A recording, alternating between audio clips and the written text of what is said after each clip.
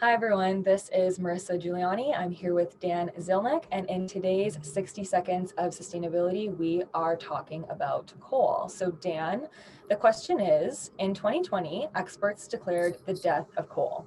Global coal demand fell by 4.4% in 2020 with regional disparities. Coal demand grew by 1% in China in 2020, but dropped by nearly 20% in the United States and the European Union, and by 8% in India and South Africa. So were the experts right? 60 seconds on the clock starting now. Yeah, you need to be careful declaring the death of coal because coal is doing great. In 2021, the rapid economic recovery that we saw post-COVID pushed up electricity demand around the world, and it pushed it up much faster than the growth in low carbon supplies. So for example, renewable energy jumped about 8%, so that's 650 terawatt hours.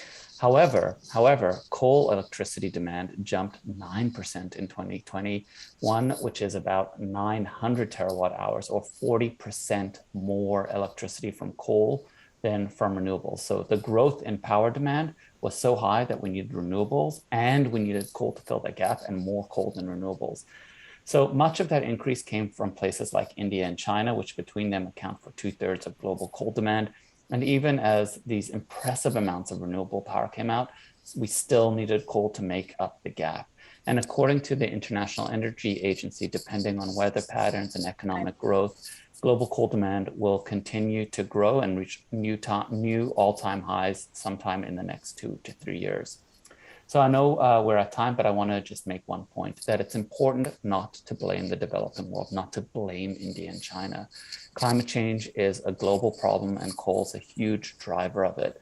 And the developed world had promised to put $100 billion per year into an energy transition fund for the developing world. And the developed world has not put that money into the degree that they promised for the last 5 years. Anywhere between 50 and 70% of the funding was given, and the remainder was not. And also in the developed world, we brought on old coal plants. This week alone in New England, we brought on some coal plants due to the very cold weather in Boston and surrounding areas. And a coal plant that had been sitting idle for years is now operating real time today as we speak in New England. So the roller coaster ride that is coal prices, coal demand, and coal emissions, we have to expect that to go on into the future, especially over the next 2 years. Sorry for going over time. Thanks for the thoughtful question, Marissa. Awesome. Thanks so much, Dan.